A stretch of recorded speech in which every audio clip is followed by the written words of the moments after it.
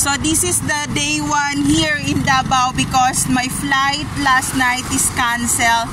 So na-cancel yung flight ko. So we just go around here in Bangkirawan dito sa may Davao. So ayun, ikot-ikot muna sandali, tapos pag pinayagan tayo sa airport na bigyan ng chance na maka-flight ngayon ng Davao to Manila, and at the same time makakuha ngayon ng ticket pag binless tayo ngayong araw na to. So ayun, swerte ko na yon. Pero pag hindi pa rin ako naka-flight, it's okay to cancel those mga bumps to bumps, kasi nga mahirap isabay yung ganitong sitwasyon sa mga bagay na maraming kaguluhan ngayon sa Luzon, Visayas, Mindanao, and international. So I accept those felt in life na ganun talaga nangyayari. So there's no disposal happening to my enrollment to university, but the problem is it's already late na, and 1 week from now they go back to school na, and also in the university and high school, college, or elementary, maybe 2 weeks from now. So they're preparing for that, and it's okay. There's no hard feelings. Hindi ako nasaktan na hindi ako naka-enroll, but we will try until na makapasok pa rin ako sa university, because you cannot dispose my university application.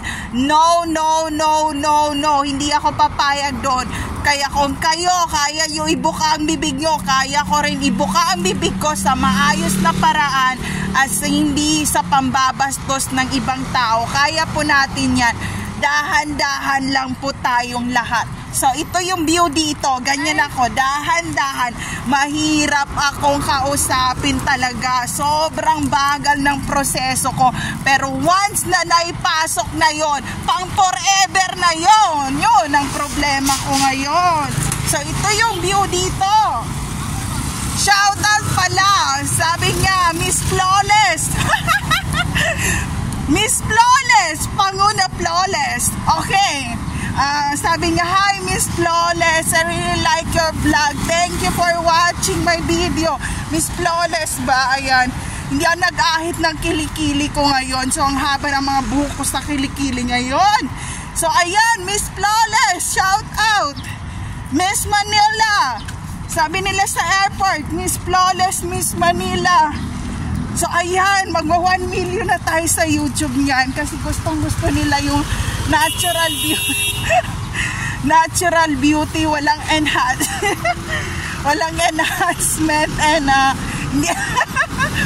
hindi ako nagugluta talaga. So ayun, natural talaga yan. Wala talagang, walang bakas ng ng astringent or detergent or mga Maxi Peel or mga RDL, wala. Eskenol, hindi ako gumagamit nun, wala. So Miss Flawless, Morena, Malasanya Lopez ang mga balat. O ayan, medyo maitim na maputi na hindi maintindihan. Blackpink in your area. So ayun, tawid na tayo bago ako masagasaan ng Blackpink to your area. Mag-1 million subscriber na ako. Magna 9,000 subscriber na ako. So ito yung view dito. Shout out sa mga foreigner, ha. Miss Manila, Miss Flawless.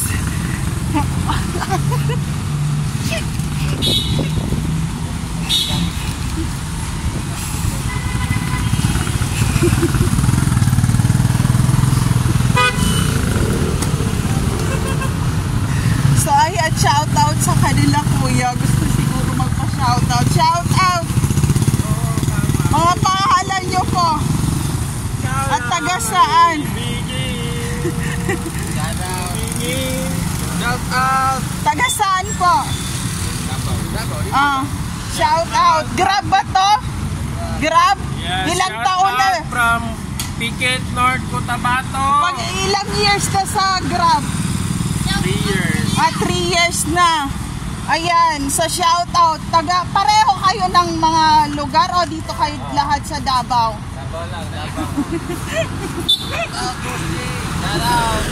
So ayan, shout out sa mga Grab. Magpa-online na ano na kayo, food to Grab na. Ayan. So ayan. So hi sa inyo. Nice to meeting you, Davao Grab Food. Ayan. Food Panda. Asa na yung nangyari sa Food Panda? Di ba may nagkaroon ng problema sa Food Panda na yon? Oh my God, I remember those times. Tingnan nyo, di ba, sino yung na Food Panda na yon? Pwede ba kaya ano ba yan, manakawan online through the Food Panda? O pinanda talaga ang food para maging food fuck you?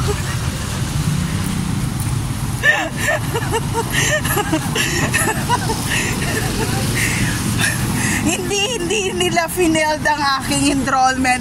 Pasok na pasok ako. Ang nangyari, late enrollment, naiwan ng eroplano. Ngayon na-cancel ang flight, pabalik na dahil na naman sa eroplano. So umiikot tayong lahat dahil sa ekonomiya na araw-araw na mayroong nag-eroplano at nagbabayad para mag-helicopter dyan. So ayun, paikot-ikot ang tapos yun na yun, alam nyo na yun. So Miss Flawless, Miss Manila, mabuhay! Ayan, dito na hindi ako nagpapalit ng damit talaga. So tingnan natin dito kung may pa-crop top, pa ganyan-ganyan. Vlog ako, tingnan mo, nakailang days na ako naman nagpapalit ng damit. So ito yung view dito.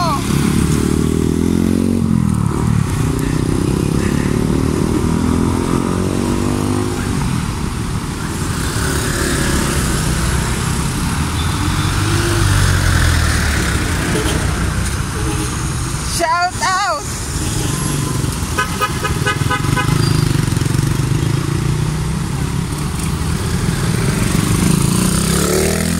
Ayan, sinabi dito, mag-menor kayo sa pedestrian lanes. Ayan, so dahan-dahan lang tayo. Sumayaw tayo ng dahan-dahan. So ayun, wala, mabagal talaga ako kumilot. Imaginin mo, taga Maynila pupunta pa ng probinsya para lang mag-aral. Dapat taga probinsya ang pupunta ng Manila para mag-aral. Yun ang problema ngayon. So see you later, friends!